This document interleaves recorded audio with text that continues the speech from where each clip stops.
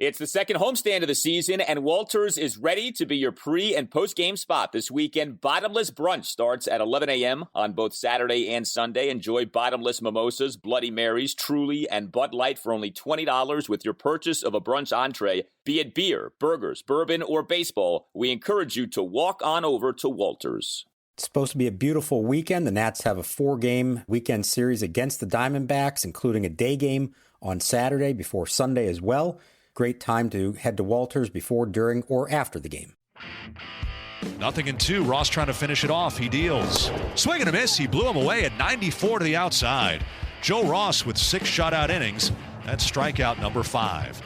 And welcome to Nats Chat for Thursday, April 15th, 2021, along with Nats insider Mark Zuckerman of MASNsports.com. I'm Al Galdi, host of the Al Galdi podcast, and we have a Nationals win to discuss. We have a National Series win to discuss for the first time in this 2021 season. A 6-0 shutout victory at the St. Louis Cardinals on Wednesday afternoon. Mark, as hideous as the loss on Tuesday night was, that's how nice this victory on Wednesday afternoon was. Very nice bounce back for Davey and the boys. They won a series, Al. As bad as things looked there not that long ago, they won a series in St. Louis. And you know which 2 games they won? They won the game started by Eric Fetty and Joe Ross, and they got blown out in the game started by Stephen Strasburg. Baseball, you never know what you're going to see. No, you don't. But if this is a sign of what's to come from those 2 starters, Fetty and Ross, you absolutely take that. You hug that with all your might if you're a Nationals fan. Outstanding stuff from Joe Ross. Much more on that coming up momentarily. We always enjoy hearing from you. You can tweet us at Nats_chat. You can email the podcast as well, natschatpodcast@gmail.com. And if you want to get on board, become a sponsor of the Nats Chat podcast, contact the general manager of this operation. He is the Mike Rizzo of Nats Chat, as opposed to the Jim Bowden of Nats Chat, Tim Shovers. So you can reach us again, natschatpodcast@gmail.com. So much to like from this Nationals win on Wednesday afternoon, but I don't know that you start with anything other than the starting pitcher. Joe Ross was terrific for a second time in as many starts this season. Ross and 4 Nats relievers, none of whom you would call part of the A bullpen, the varsity bullpen, actually end up combining on a 4-hitter. It's actually really great to see that. And Ross was awesome. Great, like I said, for a second time in as many starts. 6 scoreless innings, 5 strikeouts, gives up just 4 hits, 2 doubles, 2 singles, and 1 walk. He throws 63 of his 89 pitches for strikes. So far, so great for Joe Ross. This has been one of the best, maybe the single best development for the Nationals so far this year. Yeah, I think you can absolutely make that argument because it's not just what he's done for them to date, which they've needed, but this bodes really well for the long term. I mean, how long have we been talking about one of these guys stepping up and showing that they can be a consistent, successful big league pitcher? And Joe Ross is showing it in 2 starts now at Dodger Stadium and at Busch Stadium. So we're not talking about facing the dregs of the league here. 11 scoreless innings, 9 base runners, 9 strikeouts, I believe. And the stuff is good. He's not just getting by inducing weak contact. He is throwing 95-mile-an-hour sinkers with Greg Maddux-like movement on them. He's countering that with a slider that's breaking the other direction. He's basically getting by, or he did in this game, with 2 pitches, and that can work when they're as effective and well-placed and moving in opposite directions as they were. This is tremendously encouraging. You don't want to, jump ahead too far here because you still need to see it over a larger sample. But this is kind of what they expected all along and what they really did feel like Ross was set to do for them last year before he opted out. He has basically picked up where he left off, and that is a tremendously encouraging sign for them. Yeah, and you said it. He didn't pitch at all last year. So you didn't know what to expect from Ross, especially given how topsy-turvy the last few years have been for him. He's dealt with injury, including Tommy John surgery. He's dealt with inconsistency. He's kind of been yanked all over the place. It was 2 years ago. He spent a good chunk of that 2019 season pitching in the minors. I think that kind of gets forgotten. He got shipped down in 2019.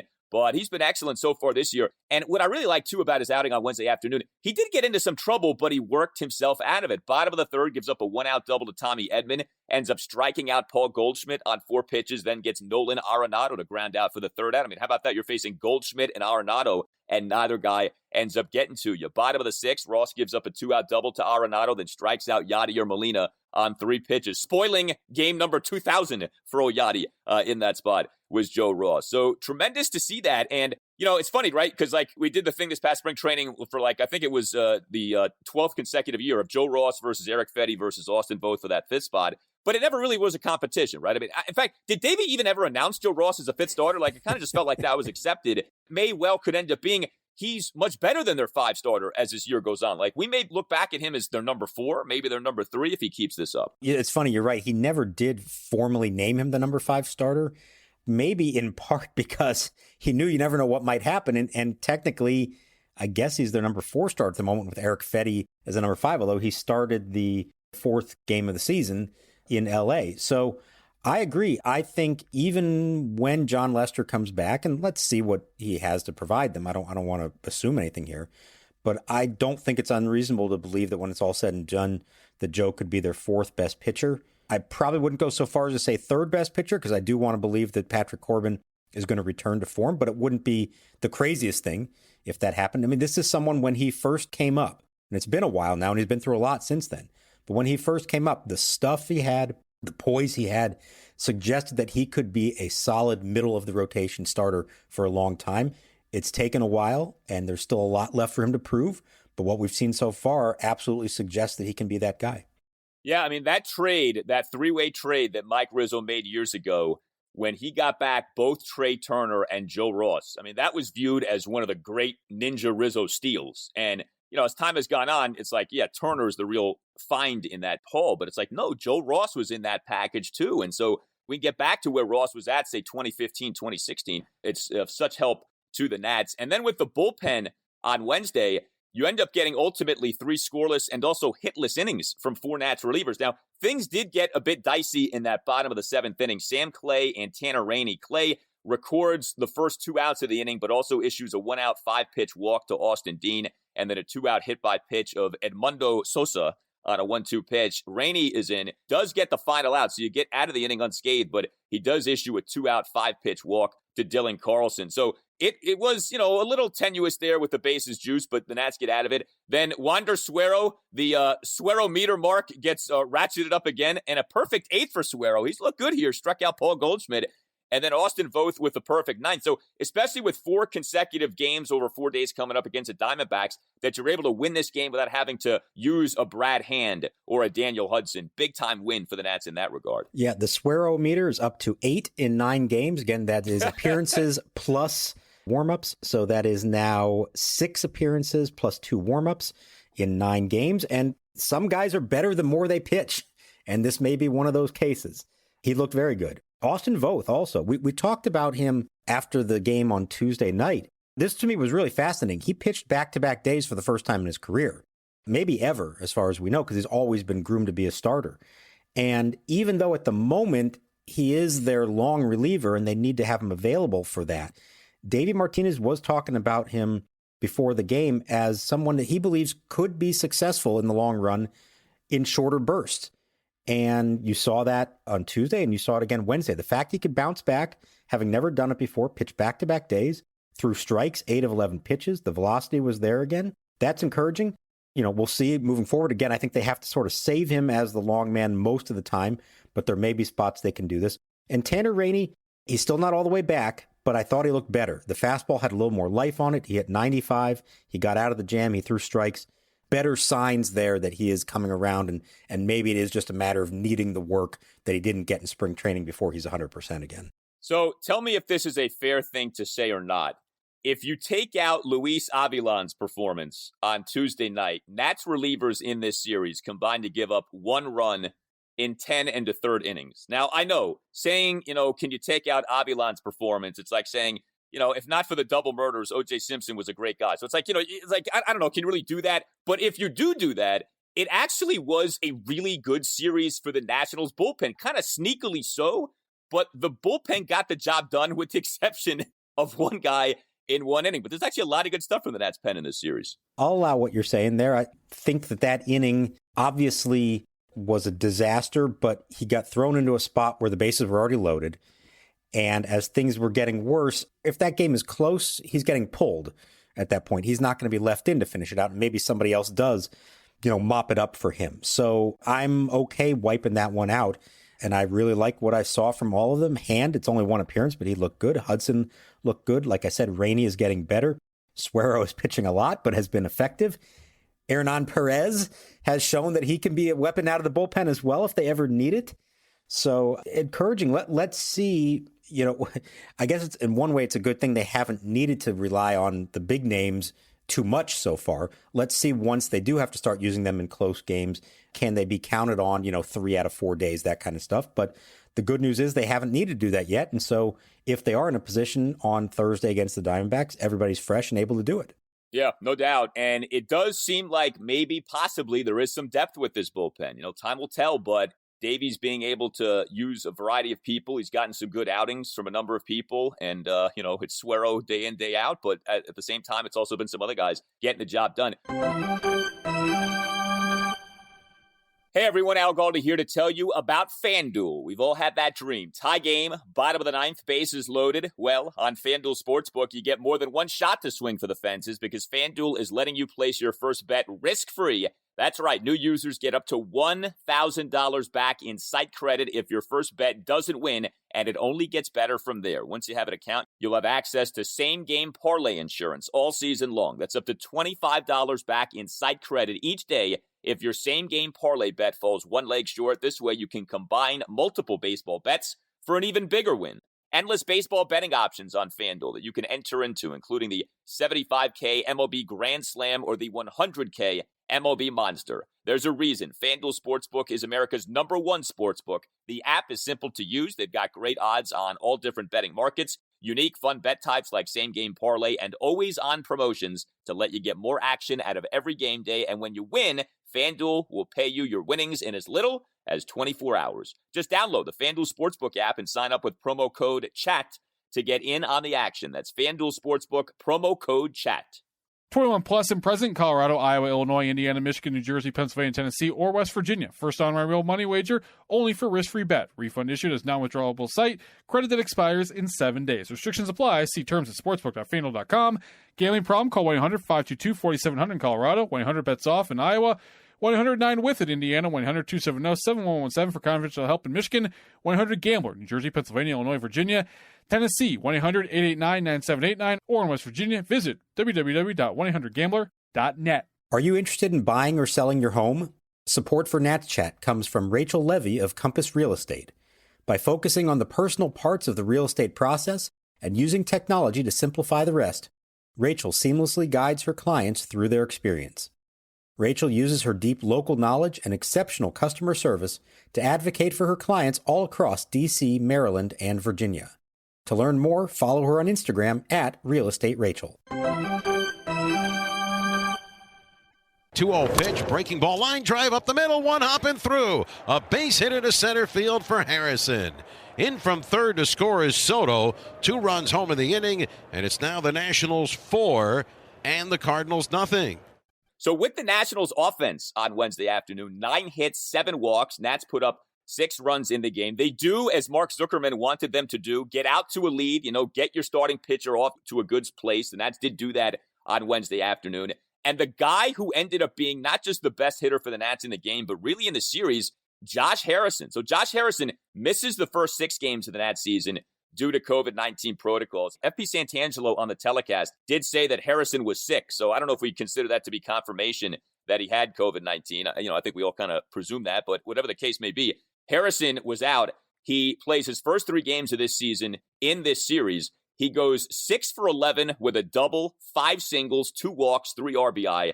And Harrison in the 6-0 win on Wednesday afternoon, 2 for 3 with 2 walks and an RBI, of 1 out, 4-pitch walk in the top of the second, 2 out, first pitch single, top of the third, 2 out RBI single in the Nats 2-run 5th, and a 2 out full count walk in the top of the 7th. He was a machine in this series. And, we spent so much time in spring training, right? Third base, and Carter Kieboom's out, and Starlin Castro has to go from second to third, and now you got to play Josh Harrison every day at second base. So far, so good for Harrison. He was outstanding at the Cardinals.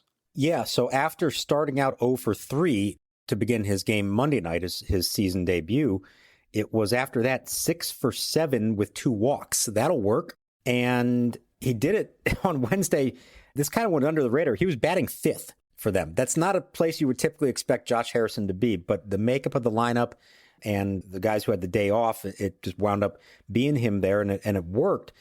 And so, he is a guy who's easily overlooked, and he may be a victim sometimes of his versatility.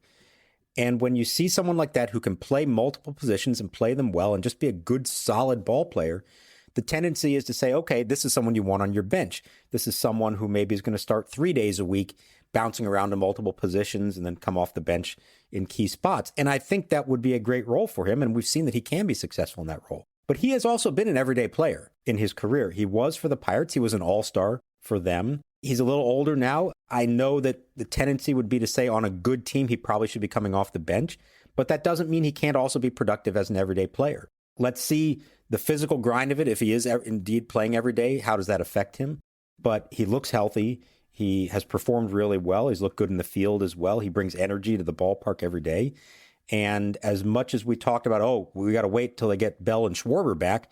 Well, it was actually Bell, Schwarber, and Harrison they needed back, and all three of them made a difference in this series. So Harrison, like you said, has been a good player. It's not like this guy's been a nothing player. He had some very good seasons for the Pittsburgh Pirates. But what I find especially interesting about Josh Harrison is this. He is the latest in a lengthening line of guys who the Nats have gotten basically off the discarded pile, have brought to D.C., and then those guys have done well. Josh Harrison, how did the Nats get him? They signed him last July off him having been released by the Philadelphia Phillies. Harrison was bad for Detroit in 2019, struggled with the Phillies last season. Nats get him last July. He, over the rest of the season for the Nats, has a .352 on base percentage. And now, albeit over 3 games this year, has done well. But you look at the Nationals' recent history with guys like this. Josh Harrison, Asdrubal Cabrera, Gerardo Parra. The Nats have had this sneaky penchant for getting guys DFA'd or cut by other teams, veteran guys, bringing those guys here, and then those guys do well. And I know it doesn't work out every time you do something like that, but it seems to happen more often than it should, or more often than it happens with other teams. I don't know if Mike Rizzo's got a good eye for this stuff. Maybe it's just plain luck, who knows? But man, the Nats have had a real knack for this over the last few years. I think there is something to it, and I think it's also about the culture they've established where they value veterans here. And you can scoff at it all you want and say, hey, it's just about can you play or not? But at a time when other teams are saying that veterans are not worth it, that we want to go young, the Nationals have said, no, we want experience. We think experience matters. And not just experience, but guys who they feel like will fit into the clubhouse. And all those names you just mentioned fit into that description. They're not bad guys. They're good clubhouse guys. They're well-liked. They're well-respected by their peers. They're players who, even if the guys on this team didn't know them previously as teammates, they knew them as competitors and knew what kind of people and players they were. And I think there is something to be said for that. No, it doesn't always work out. Sometimes some of these guys are past their prime. But when you come into a clubhouse where you are embraced, despite being 33 years old and despite having been released by someone else, and that team still believes that you can contribute to them, I think there's something to be said for it. We saw it help them win a World Series.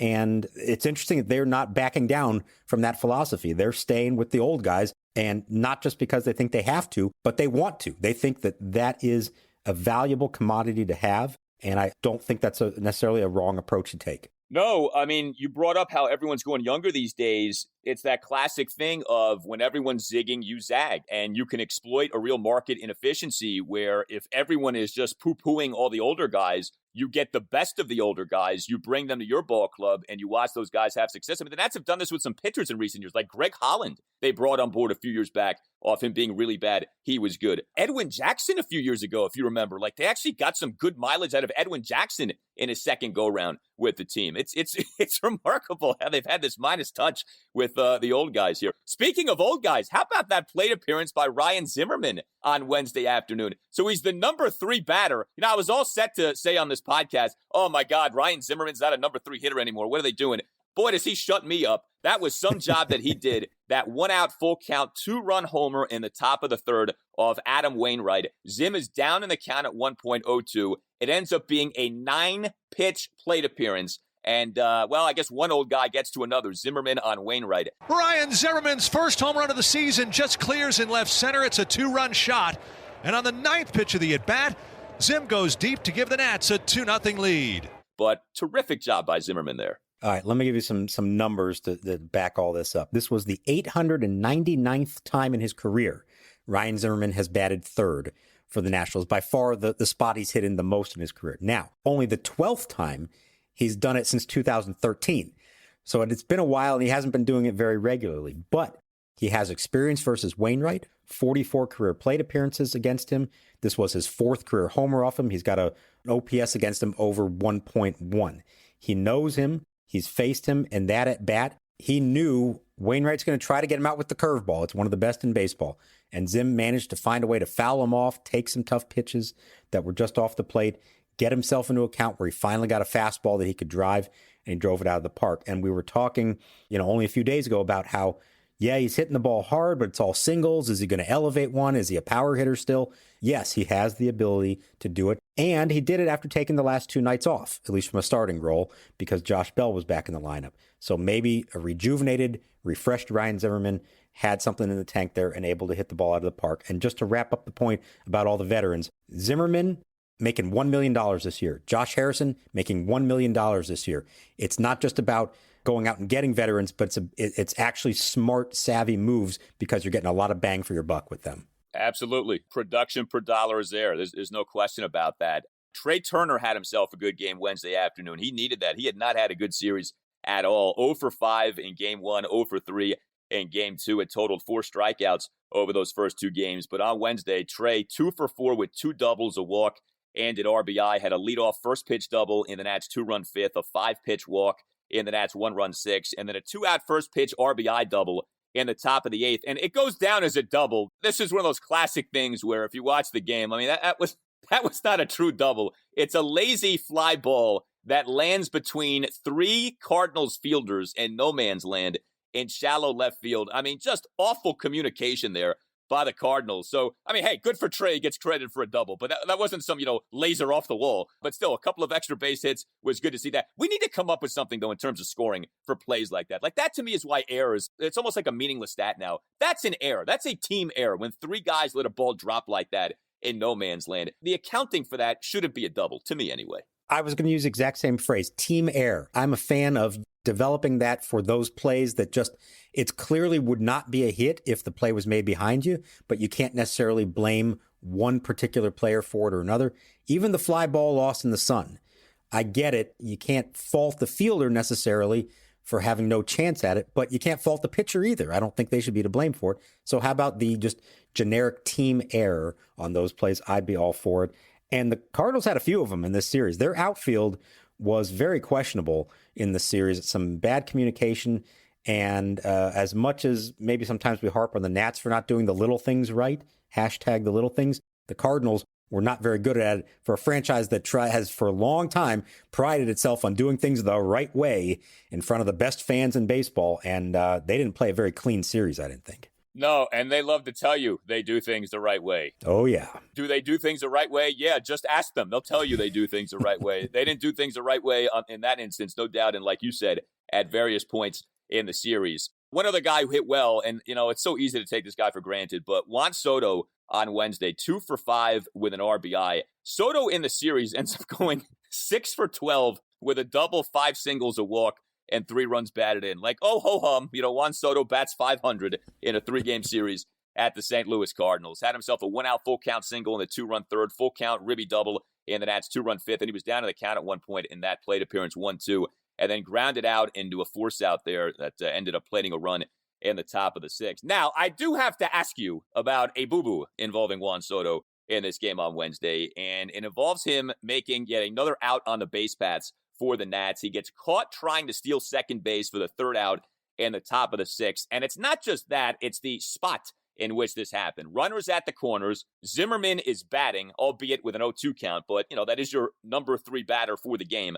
The Cardinals reliever Jordan Hicks throws to the second baseman, Matt Carpenter, for the out. Soto, I don't know why, doesn't even get into a rundown. He just keeps running to second. If he gets into a rundown, maybe Victor Robles is able to score from third. Instead, the Nats in another spot that is primed for run scoring. The run expectancy in a spot like that is better than normal. Runners at the corners, even with a couple of outs, and you run yourself out of the inning. And I know you talked about this, how Soto wants to become more of a base stealer.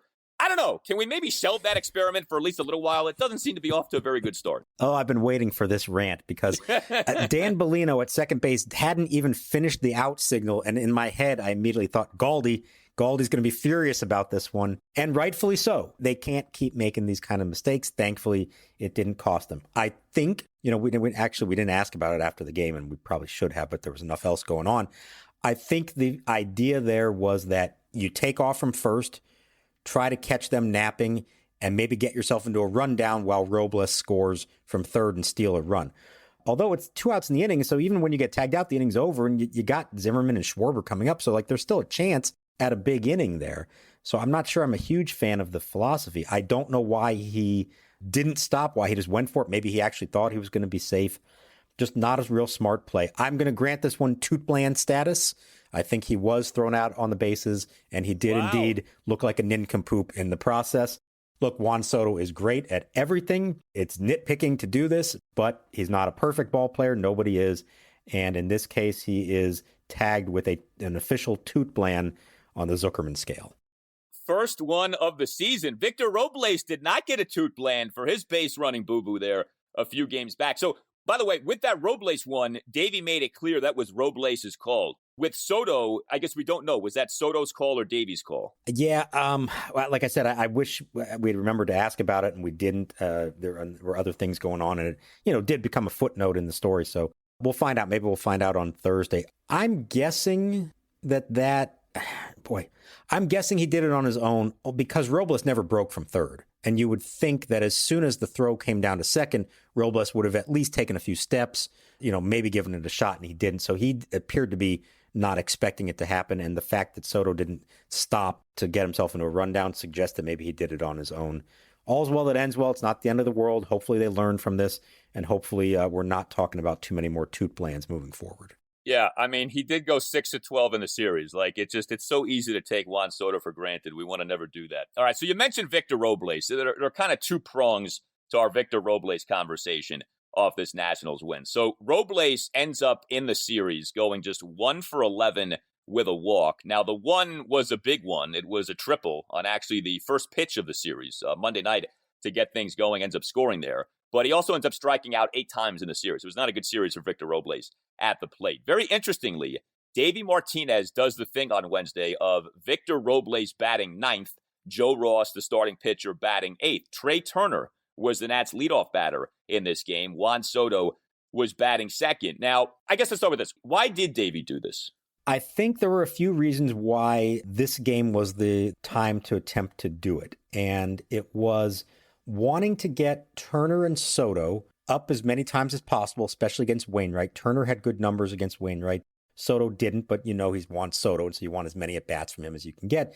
And Davey has, as we talked about all spring, he is intrigued by, and I think in his ideal world, he likes Soto as a number 2 hitter. And he even mentioned at pregame that the idea of you hate to have your best hitter in the on-deck circle in the 9th inning of a close game, and he never gets up to bat. So it was, I think, mostly about wanting Turner and Soto at the top, also trusting Zimmerman to hit third because of his history with Wainwright. And then he views the Robles hitting 9th as opposed to having him, say, 8th as a second leadoff hitter. And the idea being, okay, you're essentially taking away his first at-bat from him. And then once you get down the lineup and the pitcher bats 8th, well, now it's essentially like Robles is actually your leadoff hitter now for the rest of the game. Now, the problem was, because of the strikeouts by Robles, Turner wound up leading off 3 times in the game. So he was never coming up with anybody on base. And so that part of it backfired. I also didn't love the fact that in the 2nd inning, when it's still a scoreless game, it basically just allowed Mike Schilt to intentionally walk Yan Gomes, the number 7 hitter, to then get to the pitcher, Joe Ross, the 8 hitter. Ross struck out trying to bunt, and then Robles struck out to end the inning. So none of that went real well. I understand the philosophy behind it. I get why maybe sometimes it makes sense. What I don't necessarily understand is why mess around with something that seemed to be working well. I'm not saying Robles had been great at the top of the order, but he'd been better there than he's been elsewhere. He had reached base in each of his first 8 games of the season. And historically, he has not hit well when batting 9th. Here are the numbers. Prior to Wednesday's game, he had hit 9th 64 times in his career. It's actually the most he's been at any spot in the lineup. He's a .204 hitter with a 256 on base percentage and 329 slugging percentage there. 585 OPS. It's his worst numbers at any spot in the lineup. He is better when he hits 8th, hits 287 there. Better when he hits 7th, 261 average. A little better when he hits 2nd. He doesn't have great numbers there. But you know where his best numbers are over the course of his career, Al? It's when he leads off. 283 average, 359 on base, 460 slugging, 820 OPS. That's where he's been the best. And I know he still has some things to learn. I know it's not, guaranteed he's going to be a successful leadoff hitter in the long term. But what we've seen from him in his career, he does do better when he's leading off. And I feel like you made your move there. Stick with it. And if you really want Soto to hit 2nd, let him bat 2nd and let Trey Turner hit 3rd, which is something he tried out this spring. Maybe we'll see that again here before long. But to me, make Robles your leadoff hitter, stick with it, ride it as long as you can and see if it works. And then if it doesn't, you adjust. But moving him down to the 9th spot for a day, I really didn't see the benefit of it. And it certainly didn't help them at all in this game. I find it funny that one of the reasons for all this is, well, you would hate for Juan Soto to be on the on-deck circle in a big spot in the 9th because he's batting 3rd and not 2nd. How about you would hate for Joe Ross to come up to hit with runners with the bases loaded and 1 out and strike out on 3 pitches? That's what happened at the top of the 2nd, because that's what happened in this game. Like, that to me is just way overthinking it, okay? By the way, another great instance of a pitcher batting, but I digress on that one. But yeah. Joe had a hit. Joe got a hit in the 3rd inning and scored a run. So let's give him a little credit. Actually, Nat starters have had a number of hits so far this year. But yeah, absolutely. Don't bat the pitcher 8th. The pitcher is your worst hitter, and it's not even close, okay? Whatever you think about Robles, to whatever extent he may be struggling, you don't have him out there as your number 9 batter behind Joe Ross. I have never understood this thing of batting the pitcher 8th. It is too smart for your own good. It's too cute for your own good. This whole thing about setting up batting orders so this guy leads off this inning, you can't plan on that. The only inning in which you know the order is the 1st inning. After that, it's all random and happenstance. You want your best hitters to get the most plate appearances possible. All you want to do is have your best hitters and stack them up near the top of the lineup and just let them come up to bat. That's it. That's all you're trying to do. Now, if you don't think Robles is one of those guys, then drop him down. But don't put him behind the pitcher. I don't understand that. And this whole thing of, he's a 2nd leadoff man. When exactly? Like, you're closing your eyes and hoping for that. You don't know that it's going to play out that way. You have no idea how it's going to play out over the course of a game. I don't want to see this again. This to me needs to stop. Put your best guys up near the top. Let them go. And if you're down on Robles, if you feel like he's not up to the task, I mean, boy, it's early to pull the plug on him from the leadoff spot now, but then bat him 6th or 7th or do it some other way. Don't put him 9th like that again. I know our listeners can't see us. They can only hear us, but I'll just explain to you what I'm looking at. Al's veins are bulging out of his forehead right now as he discusses this important topic. He is passionate about this one, and I don't disagree with him. It's questionable, and I don't know if there's ever been any study to show that it makes a difference or that there's a benefit to hitting your pitcher 8th. It certainly didn't help in this case. Yeah, I don't know if he was the first one who did it. Tony La Russa, I know, was big on this a few years back. Tony La Russa also intentionally walked Albert Pujols the other day. So I don't know. Maybe you don't need to do everything Tony La Russa does anymore. That's just my opinion on that. All right, real quick before we call it a show. Any update on Stephen Strasburg? Any word on how he's doing, whether there is a question to be asked of how he's doing? No, nothing new on him today other than I know Jesse Doherty, who was there in St. Louis at Busch Stadium, saw him out in the outfield playing catch, which is what you would normally do the day after your pitch, but that would suggest that that there isn't an injury that they're concerned about. And the Nationals announced their rotation for the weekend against the Diamondbacks. It'll be Corbin on Thursday, Scherzer on Friday, Fetty on Saturday, and Strasburg on Sunday against Madison Bumgarner in a nice little matchup of some veterans who are maybe not what they used to be, both of them trying to figure it out here. So the fact they already named him as a starter for the weekend, again, says to me that they are not concerned about an injury. So, boy, is that going to be a big start for him. And all eyes are going to be on him right off the bat in the first inning, watching the velocity, watching the body language, watching the mechanics. Is it going to be one of those days, or is he going to be back to the Stephen Strasburg that we all want to believe he can still be? And all eyes will be on the television cameramen to make sure they shoot the shots they are supposed to shoot. It's also going to be a big spot for Patrick Corbin on Thursday night in Game 1. He's opposing Merrill Kelly.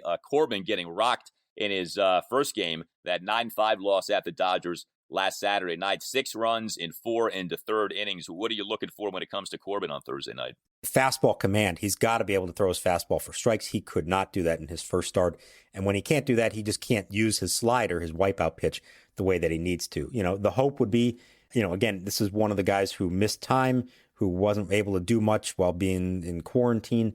And hopefully that one start, he got all the stuff out of the way and that he's good to go. Now pitching against his former team and pitching at home. So I have less reason to be worried about him. I think he'll be better. He's somebody who just needed to get back into a rhythm again. I didn't see concern with him in the spring. I think it was just the long layoff and the weird circumstances. But yeah, an important start for him to set the tone. And just for the team now, take a breath. They come home 3-6. A lot of stuff happened, but they got through it. They have basically their full roster now. And you finally have a homestand in a 4-game series against a team that's not predicted to win their division. So far, they've only played the Braves, the Dodgers, and the Cardinals, probably the 3 favorites. They got through it. It was ugly at times, but they got through it. Now there's maybe a chance to settle down a little bit, start playing a little bit lesser competition, not trying to disparage the Diamondbacks here, and maybe have a good solid weekend. Yeah, and in theory, you're starting 3 of your 4 best pitchers in this series, right? In Corbin, Max, and Strauss. So things could be set up much worse if you think about it that way. All right, keep the feedback coming. Let us know what you think, where you're at on any or all of these issues. At Nats_chat on Twitter. You can email us, natschatpodcast@gmail.com. All Nationals radio highlights on Nats Chat are courtesy of 106.7 The Fan. For Mark Zuckerman, I'm Al Galdi. We'll talk to you next time on the Nats Chat Podcast. Here's the wind of the 1-1. Breaking ball hit in the air center field. Robles coming in. He's there. He makes the catch. And a Curly W and a series win in the books in St. Louis. Austin Voth closes it out with a 1-2-3 bottom of the 9th inning. And Joe Ross has his first win of the year. The final score, the Washington Nationals 6 and the St. Louis Cardinals 0.